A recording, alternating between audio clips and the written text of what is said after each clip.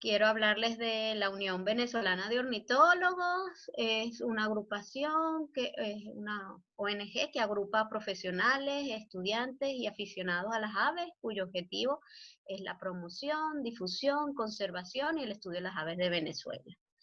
Propone vincular a las personas e instituciones interesadas en la ornitología y la observación de aves, propone el conocimiento científico a la conservación de las aves venezolanas y actuar como organismo de asesoramiento ante personas e instituciones. Además, queremos agradecer a nuestros aliados de la Fundación Tierra Viva por su apoyo con las charlas a través del programa Somos Biodiversidad.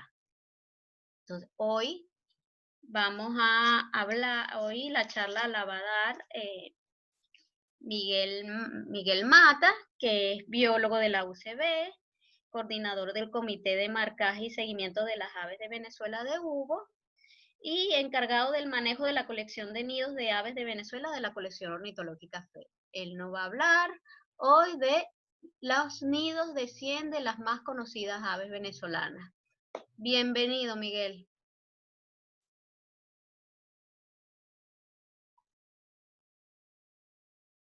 Miguel, ¿puedes hablar?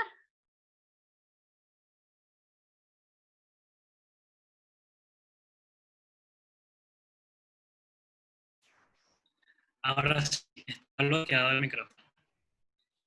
Gracias por la invitación a esta serie de charlas y de presentaciones sobre las aves en Venezuela, y hoy vamos a tener un tema bien interesante que es acerca de los nidos de algunas de nuestras aves más conocidas y en memoria a una literatura de nuestro país que bueno, tiene muchos años divulgando acerca de quiénes eran esas aves más comunes, y fue elaborada por Katy de Fel, entonces también es en su memoria.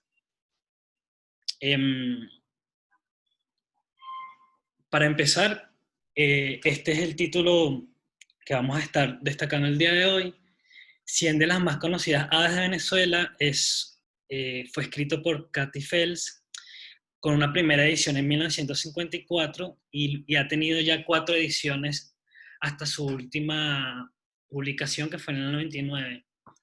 Y vemos que ha cambiado a lo largo del tiempo, tanto en la portada, pero la información que contenía cada edición era básicamente la misma. Ella incluía una ilustración preparada personalmente por ella, y además también los nombres comunes, los nombres científicos, algo de la distribución y de la descripción de las especies. Entonces, destacar de esta obra, que ya tiene 66 años, nos hace reflexionar acerca de el labor divulgativo de comunicación que tenía o que mantenía Katy Fels en la comunidad en Venezuela, y lo cual sabemos que la divulgación hacia el público en general sobre nuestra bifauna se está haciendo desde hace ya muchos años. Bueno, Catherine Phoebe de Riedefels fue la esposa de William H. Fels Jr., que fue el hijo de William H. Fels, ambos fundadores de la colección ornitológica Fels. Pero hoy no se trata tanto de la vida de ellos, sino de esta persona, esta mujer, que creo que marcó mucha diferencia en distintos campos de, de donde se desenvolvía, ¿no? Y fue la primera del primer grupo de mujeres aceptadas en el Club de Exploradores en Nueva York, la primera presidenta de la Cruz Roja durante la Segunda Guerra Mundial en Caracas, recibió innumerables condecoraciones como la Orden del Libertador y los máximos reconocimientos de guardias nacionales en general. También fundó el primer grupo de niñas scouts en Venezuela, y como lo vemos ahí en esa nota de la derecha, eh, siempre acompañó también las expediciones ornitológicas de la colección Fels, por lo cual era bastante, digamos, multifacética, ¿no? Estaba siempre haciendo muchas cosas, y eso me gustó destacarlo y combinarlo con algo que es el otro tema que vamos a conversar el día de hoy, es acerca de los nidos de las aves en Venezuela. En la colección Fels hemos estado trabajando en desarrollar una colección organizada de este material y a través del tiempo, bueno, hemos encontrado cosas interesantes que también vamos a compartir hoy y por eso decidimos relacionar los nidos con esta obra de Katy. Para ello, lo primero que tenemos que tener en cuenta es que es un nido y la definición de Simón y Pacheco en el 2006, que es un trabajo que intenta estandarizar lo que entendemos como nidos de aves en general, de aves neotropicales, dice que básicamente es cualquier lugar donde el ave pone el huevo, ¿no? Independiente de factores de excavación, limpieza, revestimiento, construcción. Es decir, que un nido puede ser como un pequeño cúmulo de ramas, como el que vemos ahí, con un huevo, o puede ser una estructura más elaborada, o simplemente eh, un huevo echado en el suelo. Eh, las colecciones ornitológicas por lo tanto, nos brindan esta información acerca de cuáles son los lugares que elige el ave para colocar su nido, y eso tiene implicaciones en la taxonomía, en la filogenia, en la conservación en general de las especies. Y en Venezuela, a pesar de que tenemos muy buenas colecciones en el país de pieles en general, las colecciones de nidos son escasas y están poco representadas. Entonces, para ello queremos compartir algo que compartimos en el Congreso de Ornitología Neotropical en Costa Rica el año pasado. Y es un trabajo que llevamos ya por más de 10 años desarrollando en la colección Fels, pero eso, lo que presentamos acá fue cuál era la diversidad de nidos que había en las colecciones del país. Y para ello hicimos también un arqueo bibliográfico donde evaluamos casi la bibliografía de 1.250 especies. De esas 1.250 especies, 939 se conoce el nido sobre esta especie, sus aspectos reproductivos. 311 especies de esas que fueron evaluadas no se conoce nada acerca de cómo es el nido, cómo es su forma. Y en esta gráfica que mostramos abajo, en la última barra que dice Venezuela, 174 especies, significa los nidos o los trabajos que se han publicado sobre las especies de aves en Venezuela, pero que se han hecho en territorio nacional. Es decir, a lo mejor tenemos una especie que es compartida entre Colombia y Venezuela. El nido se conoce en Colombia, pero no se conoce en Venezuela. Probablemente es el mismo, pero las variaciones geográficas y las épocas de reproducción también son información valiosa, y es importante que siempre estemos compartiendo la información que encontramos en nuestro territorio para poder tener buenas comparaciones con lo que encontramos en otros países. Y lo que destaca esto es que de las 939 especies que conocemos, solamente hemos aportado 174. Entonces, es un porcentaje bastante considerable para motivar la investigación de nidos en el país. Y esto también pasa por ejemplo, con especies endémicas.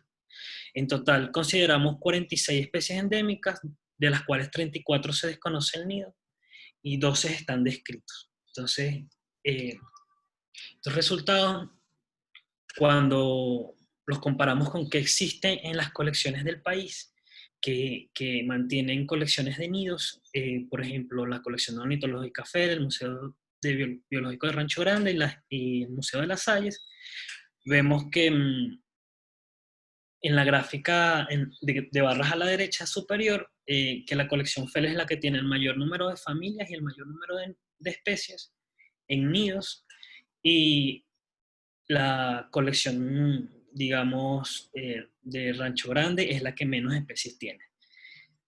También vemos que en la gráfica que está abajo, al fondo de barras, las colecciones de estos nidos se han hecho en distintas épocas del año, de distintos periodos de investigación. tenemos que los nidos más antiguos son de 1930 y, por ejemplo, sabemos que los nidos que están depositados en las Salles son solo del año 80, de los años 80 en general. También que la colección Fels, que es la última grupo de barras al final, es la que está realizando colecciones activas y manteniendo esta diversidad, aumentando la diversidad cada año. A la derecha tenemos una tabla de los 5 autores que más han contribuido a descripciones de nidos en Venezuela, y ahí tenemos a Ramón Buston, a Thomas Bexey, a Schaffer en general. Otras contribuciones han sido más casuales o anecdóticas, aunque actualmente se están haciendo buenas descripciones de nidos y están aumentando, cambiando estos números por autor.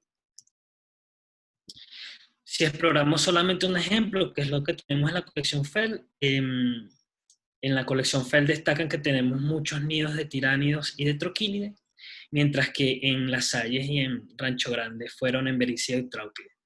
Pero en esta gráfica que vemos acá, esta gráfica de barras corresponde a la colección Fels, y vemos que los grupos que están ahí representados son Trochili y Tiránide, y también como en las otras colecciones, Traupio y Emberísimos son grupos grandes. Ahí tenemos, por ejemplo, uno de los nidos más antiguos del Clorostibon alice, es un nido de 1948, por lo cual tiene casi 72 años conservado, y esto es importante por el valor que el material representa para la especie.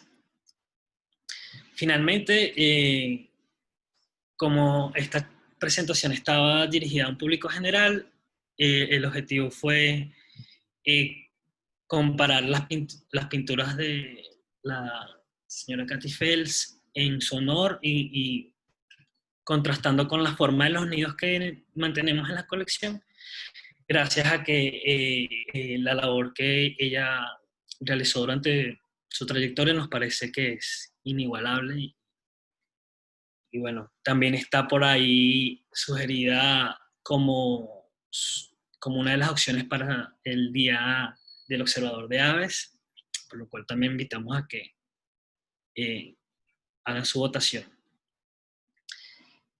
Cuando exploramos este libro, vemos que sus pinturas son muy bonitas, a mi parecer son sencillas y tienen mucho contexto científico. Ella incluso en el desarrollo de estos libros dice que fue una ardua labor, ya que tenía a Billy y al señor Fels sugiriéndole siempre cambios para sus representaciones, y eso al final mejoró mucho su resultado, y eso acá está representado. Lo que queremos es mostrar cómo son esos nidos ahí de esas aves ilustradas también. Entonces el nido del cardenal coreano es un cúmulo de ramillas espinosas, es una ave que nidifica en el semiárido, y además también forma una cama de incubación con un material fibroso vegetal más maleable. Otra especie que fue ilustrada también fue la pavita hormiguera. También lo tenemos en la colección Fels. Este nido es en forma de hamaca, se construye en una horqueta, y es una de las aves también más comunes de nuestros jardines, de nuestro territorio en general. Y me parece que hace unos nidos bastante elaborados. Por el contrario, otras especies tan comunes como la palomita maraquita hacen nidos menos higiénicos, si lo queremos decir de esa manera. Ella desarrolla una plataforma de materia vegetal, y luego incluso la materia fecal que se va acumulando a través del periodo de nidificación termina formando parte de la estructura del nido. Una de las cosas que quería comentar es que los nombres comunes y los nombres científicos corresponden a los que están escritos tal cual en el libro 100 de las aves más conocidas de Venezuela. Sé que actualmente no son estos, pero esa es la justificación por la cual usé esos nombres, para que fuera más fácil a aquellos que tuviesen el libro y quisieran comparar sus pinturas en casa con las formas de nidos que estamos presentando. Otra especie bastante común de los tiranidos más pequeños que existen en el país, y uno de los nidos que la gente dona con mayor frecuencia a la colección, es el titirililo micenizo. Forma este nido en forma de globo colgante, y a veces le puede adicionar una especie de techo. Ahí vemos destacada la especie de aproximadamente 10 centímetros.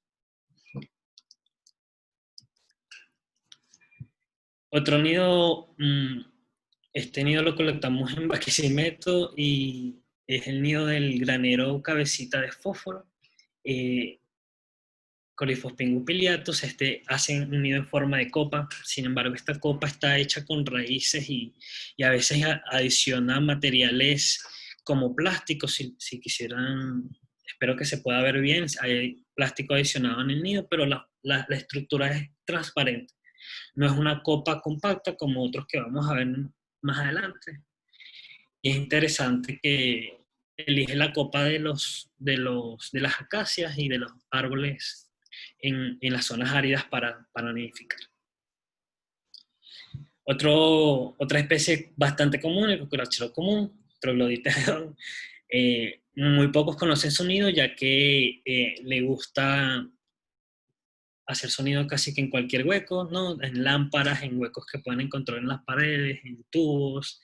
Pero si llegamos a ver lo que hay dentro de esas estructuras, lo que existe es que si él realiza un nido, él realiza una plataforma de palos que puede incluso ir reusando cada año, y estas plataformas pueden llegar a tener tamaños impresionantes, pero la copa de incubación, si es de una textura diferente, empieza a hacer adicionar plumas y algodones para hacer una cama más cómoda. Otra especie bastante común, el limpiacasas, el colibrí Fatornis augusti. Muchos en el campo han tenido la oportunidad de tener estas especies robándose las telas de arañas para construir estos nidos también, que están adheridos a la parte final de hojas como palmeras, y ahí va enrollando la fibra y segmentándola con tela de araña. Una especie bastante común también en muchos lugares.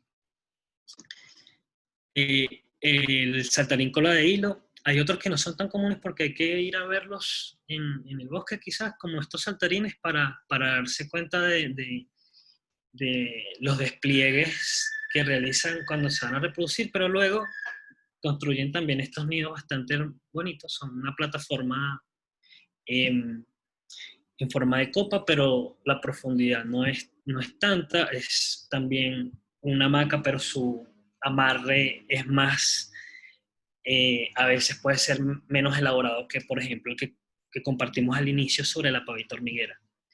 Y también es por su peso. Estas aves son bastante ligeras. Acá tenemos otra especie que también se ve en los bosques, la coronita gargantipizarra, Miobolus miniatus. Es una especie que realiza un nido de forma globular, con una entrada que en la naturaleza está un poco más cerrada que lo que está ahí, y nosotros la abrimos un poco, y lo que hace es que lo ubica cerca del suelo, por lo cual siempre va a estar posado cerca de la hojarasca o en matorrales. Es frecuente, por ejemplo, las personas que van al Ávila encontrarlo en los caminos, a los costados. El Cristo fue la especie más común, creo que yo, de Venezuela, de las que las personas más conocen. No común como se puede encontrar, sino de que las personas en general conocen. Es el Cristo fue, y el Pitango sulfurato realiza un nido en forma de globo, una estructura globular que realiza en árboles que por lo general están solitarios y tienen una percha en forma de V, en donde él hace el nido en esa esquinita, precisamente. Y también tiene esa adición de techo en la entrada principal. Otras especies que fueron ilustradas por Katy, pero que lamentablemente por la naturaleza de su nidificación no lo podemos tener en el museo, pero tenemos contribuciones fotográficas de personas que comparten sus registros, como José Garvin, que nos comparte el nido del carpintero real, que lo realiza en palmas aisladas, bien altas, y ahí vemos que la abertura es bastante amplia con lo que es conforme a su cuerpo. Lo que vimos anteriormente es un ave que realiza esa construcción, ¿no? Esa excavación, para recordar un poco la definición de Pacheco, el ave puede intervenir el material para realizar sonido, pero hay otros que no. Hay otros que simplemente se aprovechan de las cavidades que ya están hechas, como el gavilán primito, el falco esparverio, ahí está aprovechando un hueco que está en un termitero para realizar su nido, y ahí probablemente anidó un loro antes otra especie que fue el que logró realizar la excavación.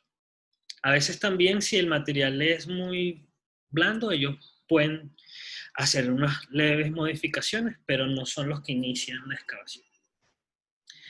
Finalmente, ya nos faltan pocos para ir finalizando. Tenemos el Gonzalito, el Icteros nigrogularis, realiza esta estructura colgante, donde la abertura de la entrada es bastante amplia y va desde la zona de amarre hasta un poco más allá del tercio del nido. Y es como el nido de los conotos de Caracas también, porque es misterio, son nidos similares, igual también a los... ay, se me olvidó. Los casicucelas. Ok.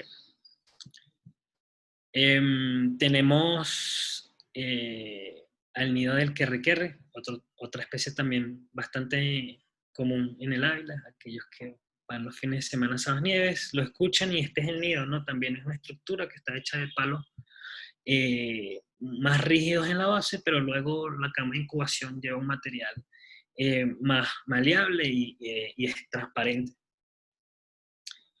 Dentro de la colección Fels tenemos material que ha sido utilizado para las descripciones de nidos por primera vez en bibliografía. Por ejemplo, acá comparamos a Diglosa payador, Diglosa citoides, ilustrado por Katy, que es esa especie y su nido es una copa de gramíneas hechas por gramíneas, y luego también realiza un revestimiento interno con una especie de fibra vegetal más gruesecita, y ahí pone esos dos huevos azules impresionantes. Y este nido que está depositado en la colección fue utilizado para una descripción por Hugo Rodríguez y Fernando Riera y Omar Somoza.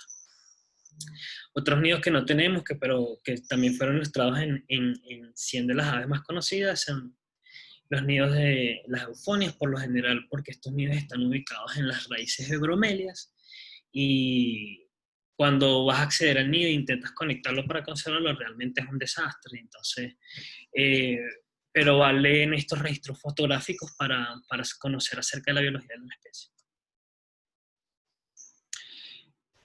Ya para finalizar, hay otras especies que también fueron ilustradas, pero que no realizan un nido propiamente como tal, aunque yo diría que el nido de estas especies es el nido de otras especies, ¿no? Son el tordo mirlo, ahí vemos arriba a un tordo siendo alimentado por un corre por suelo, y al saucé, un tapera navella, allá abajo siendo alimentado por un huitío, y estas aves son parásitas, ¿no?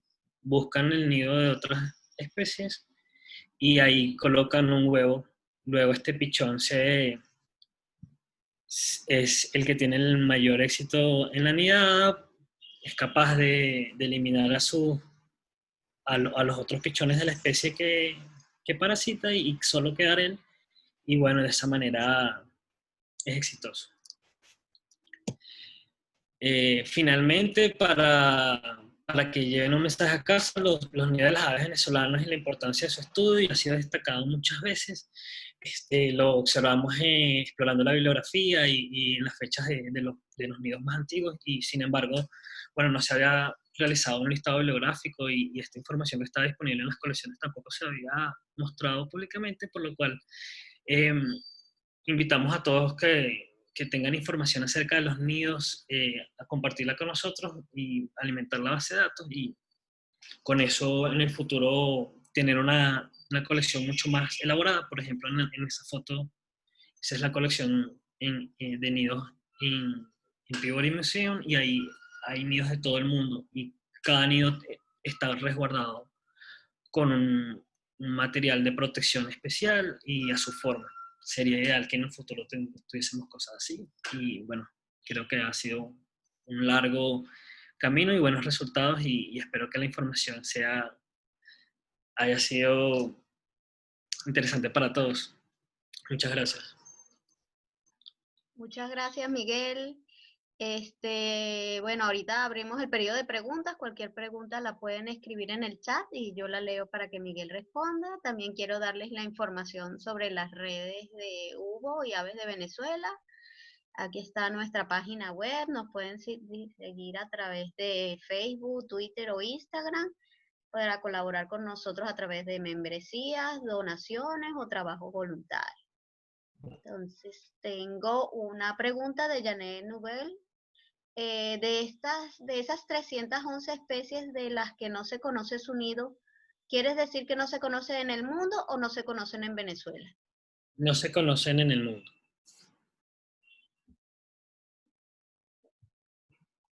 Sí, si quieres puedo compartir otra vez esa parte, y así podemos hablar un poquito más para explicar eso, porque es interesante que las personas sepan qué es lo que tenemos.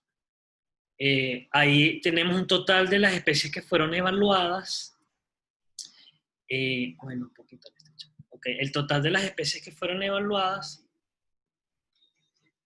1.250 especies, 939 tienen una descripción del nido en algún lugar. Y esas 311 definitivamente no tienen ninguna información. Si nosotros observamos a las especies que tienen una descripción, que son esas 939 especies, encontramos que solamente hemos contribuido a 174 de esa lista, con descripciones en nuestro país. Es decir, que hay mucho por hacer. Y eso también se ve reflejado en las especies endémicas. Tenemos 46. No sé si tenemos 46, evaluamos 46. Y sabemos que no se conocen 34, es un número grande, y 12 tienen descripciones actuales. Aquí hay otra pregunta. Te comento, de Paul Molina. ¿Se conoce algo sobre el nido del colibrí? Ya va que se me mueve. Del colibrí del género Oxipogón.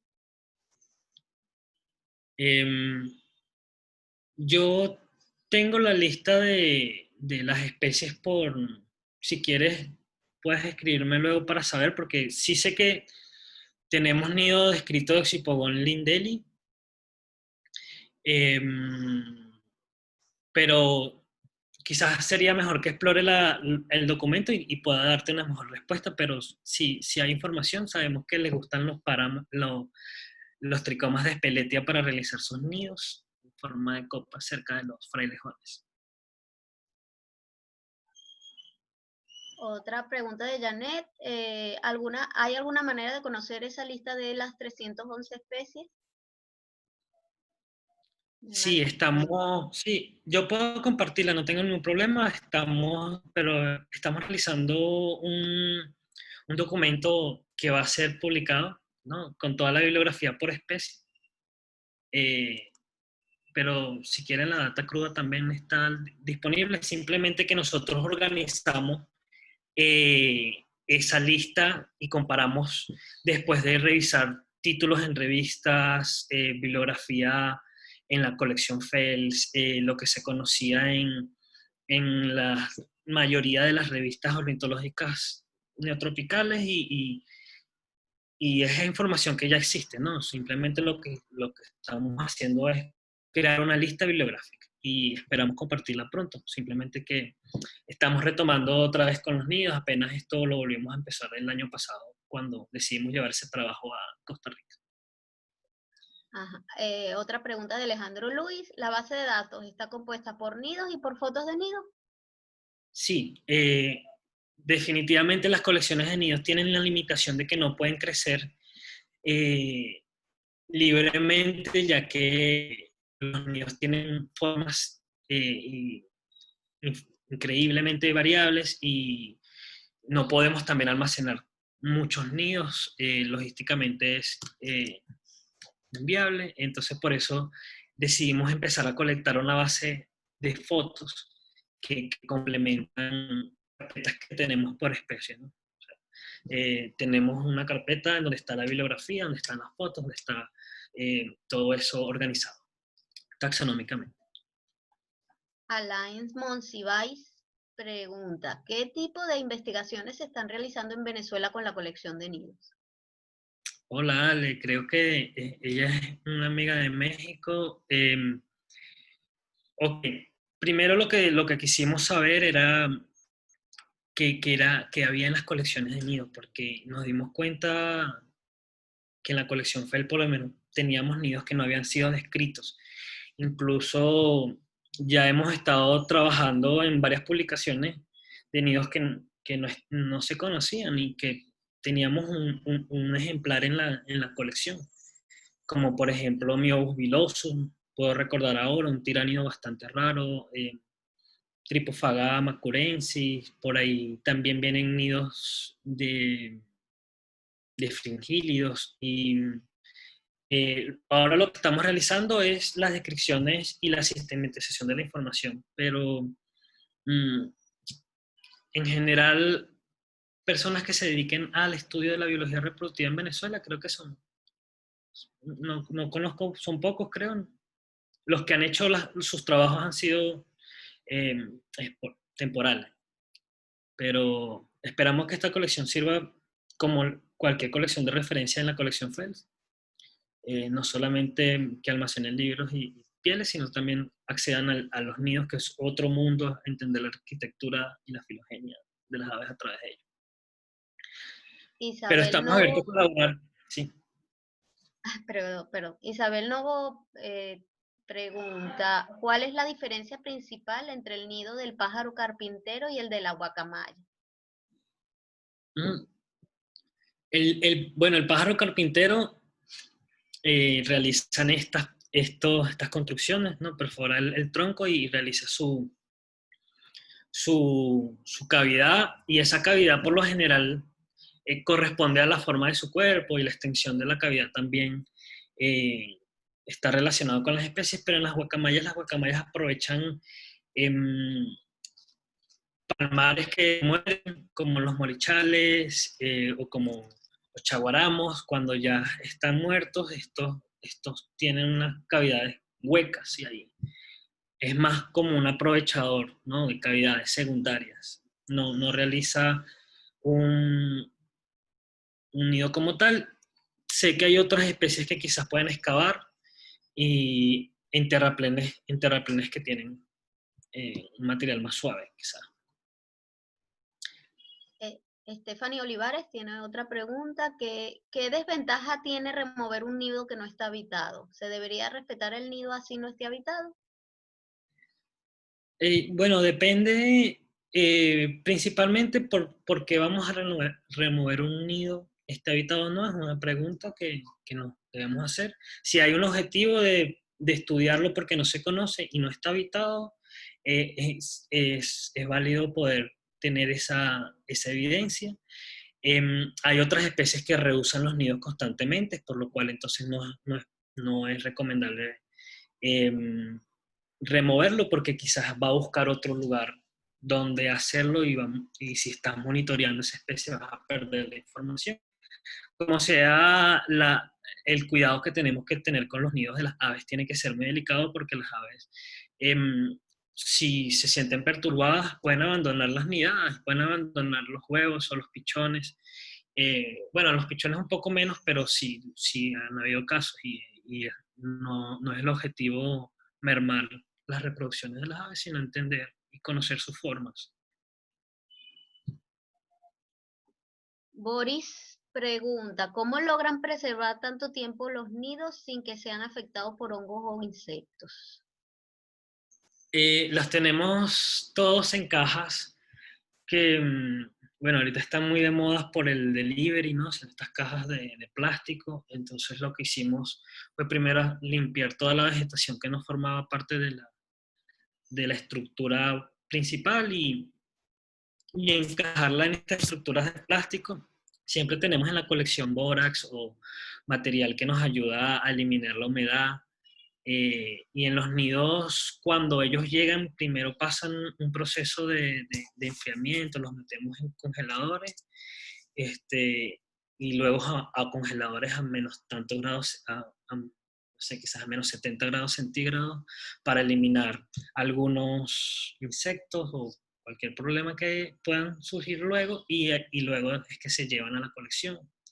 En algunos casos se les rocía fijador, pero esos son nidos que pueden ser tolerantes a eso, como una estructura de palos que no es muy estable por sí sola y necesita algo de ensamblaje, y eso lo podemos realizar con el fijador. Entonces, pero no es a todos. Tratamos de que tal cual el material llegue, tal cual se vaya, y de hecho, si ustedes ven el nido, se almacene y ven el nido del clorostibón alice que vemos ahí, eh, esas hojas son las mismas de 1948. Y están ahí, solamente conservadas en una cajita. Otra pregunta de Borosis. Si se encuentra un nido, ¿qué medidas habría que tomar para describirlo? Bueno, primero, el nido, sin saber de quién es el nido, va a ser muy difícil entender de quién era. Lo principal es, si encontramos un nido, esperar a ver si está activo, identificar la especie, y luego que sabemos la especie, realizar una investigación bibliográfica de que se conocen. Si es de Venezuela, les podemos facilitar la información. Y por lo general, el trabajo que mostré al inicio Simón y Pacheco, ellos proponen un método para estandarizar las descripciones de los nidos. Así que si tienes de repente un nido que quieras describir, puedes leer ese trabajo y de esa manera allí cómo describir la forma, el material, la ubicación, todo paso a paso. Hola. Uh-huh. Ajá. Mayra pregunta.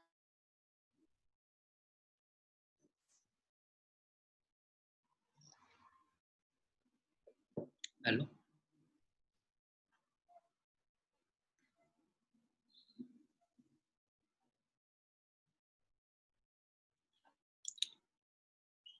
¿Aló, profe? ¿Se le fue el sonido? Sí, parece que a Sandra se le fue el sonido. Voy a leer mientras tanto las preguntas yo. Mayra pregunta si poseen registro me imagino, del nido de Pauci Pauci. Tenemos unas fotos de Pauci en Acapú, pero como recalco, por favor, o sea, si consiguen un nido en cualquier lugar del país y tienen una fotografía o fue una situación anecdótica, pero vieron la especie, por favor déjenos saber, porque en el futuro esa información va a servir para identificar en dónde están reproduciéndose nuestras aves, y eso va a ayudar a mejorar nuestros planes de conservación y de investigación. Cualquier registro de Pauci, que es una especie en peligro en nuestro país, es importante. Entonces, si tienes información, por favor, solo ponte en contacto con nosotros. Ok, después Gaisca le pregunta, ¿cómo podemos ayudar con la información sobre nidos? Eso mismo. Voy a poner por acá. Ahí pueden escribirme al correo y toda la información que quieran saber o cómo poder ayudar. Nos podemos escribir por ahí y mejorar las ideas, pero en principio lo recomendable es no salir a buscar nidos y simplemente querer molestar a las aves, sino entender que si encontramos una situación como un nido reproduciéndose y quizás no perturbamos su actividad, puede ser información valiosa que no sé, que no era conocida. Entonces, por lo cual, quizás sería bueno en el futuro hacer una serie de recomendaciones de qué hacer cuando te encuentras un nido. Y probablemente eso lo vamos a hacer en el futuro, así que estén pendientes. Pero mientras tanto pueden escribirnos y colaborar en lo que necesiten. Andreina López comenta que en su terraza hay varias parejas de Melanospisa bicolor que han aprovechado y modificado nidos de gonzalito y arrendajo para anidar, que si este tipo de comportamiento se ha registrado naturalmente en esta u otras especies. No como en el caso de Falco sparverius, esto de los semilleritos me parece bastante oportunista. Sí, yo creo que todas las aves roban material.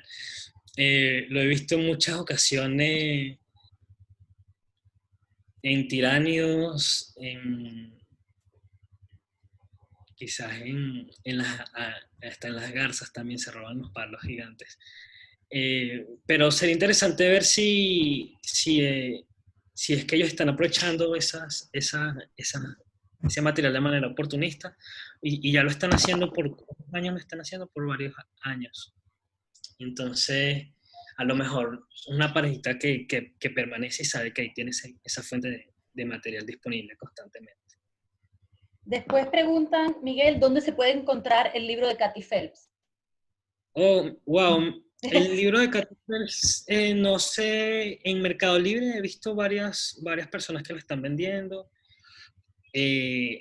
Actualmente no se editó más, pero sé que muchas universidades y bibliotecas por lo general tienen muchas copias y algunos profesores tienen copias que quizás puedan donar. Bueno, si alguno tiene un libro que quiera donar, por favor compártanlo en las redes. Estoy seguro que alguno va a querer tener ese libro para su biblioteca. Bueno, y aquí Alejandro Luis hace una aclaratoria al respecto y dice que para los que viven en Caracas pueden buscarlo bajo el puente de las Fuerzas Armadas. Exacto. Sí, él está por ahí en todos lados, simplemente que no sé exactamente. Bueno, ya por ahora no hay más preguntas. Si hay alguna pregunta más, escríbanla ahora. Lo demás son felicitaciones para Miguelito y gracias. Aquí hay otra pregunta de Janet Noel. Dice, las aproximadamente 10.000 especies del mundo, ¿sabes cuántas no tienen descripción de sus nidos? Esa misma pregunta nos la hicimos una vez en 2015 y la verdad es que se desconoce porque incluso también hay especies que se están describiendo actualmente. Siempre el número va a estar aumentando, no tan dramáticamente, pero sí va a estar aumentando. Y también nadie ha hecho esa evaluación.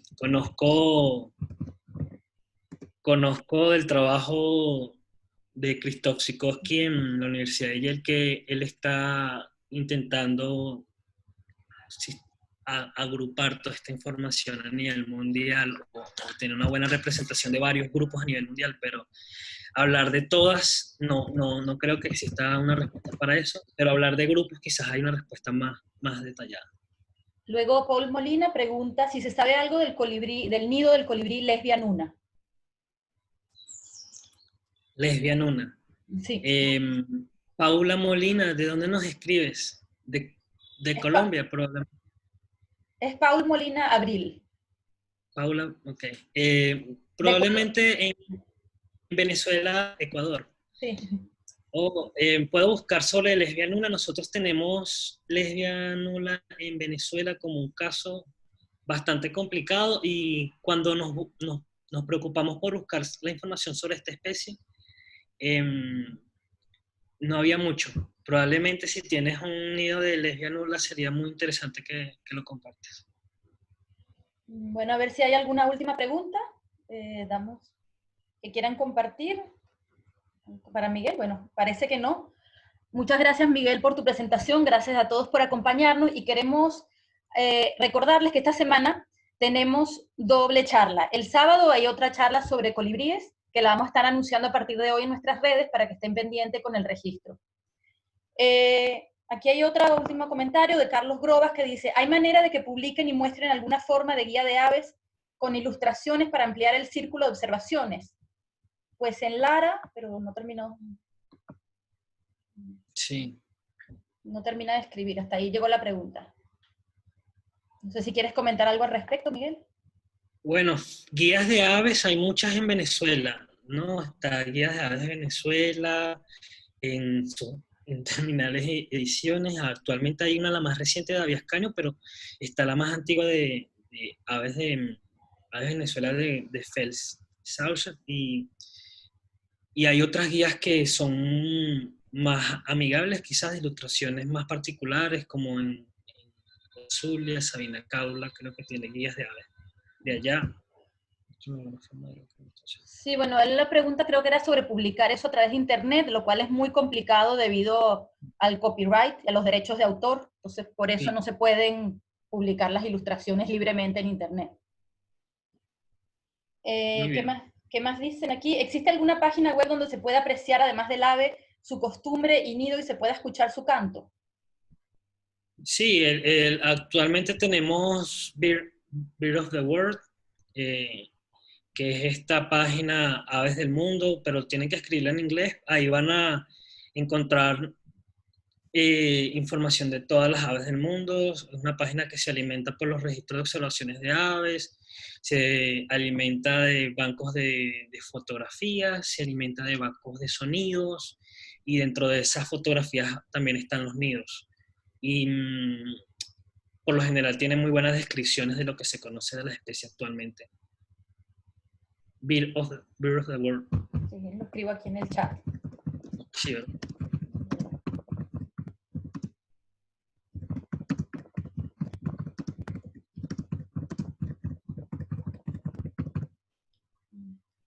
Preguntan, bueno, dicen que Audubon, que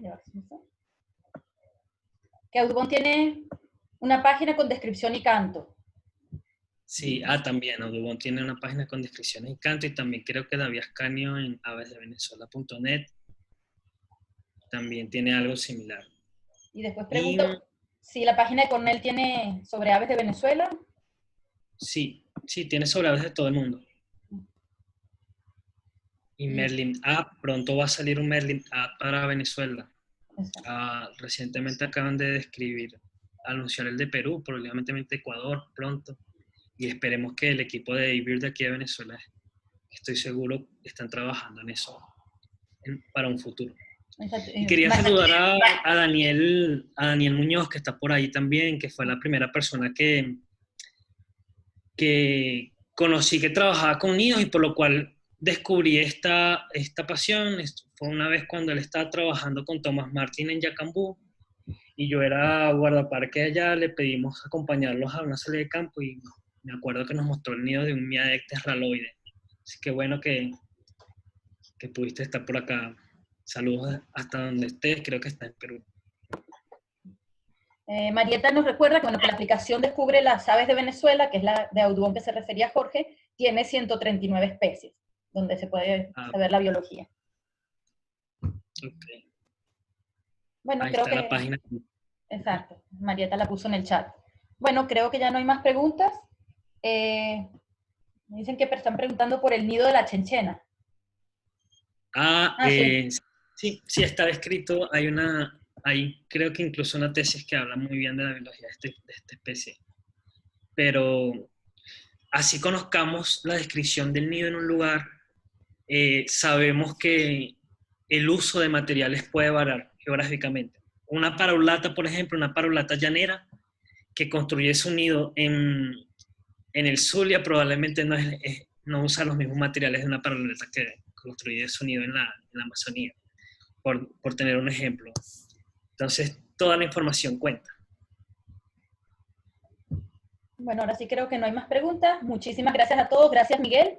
Y bueno, recuerden que el sábado nos volvemos a encontrar para la próxima charla. Saludos a todos. Y bueno, en los próximos días, si conocen a alguien que no pudo ver la charla, estaremos subiendo el video a nuestro canal de YouTube. Saludos a todos. Gracias.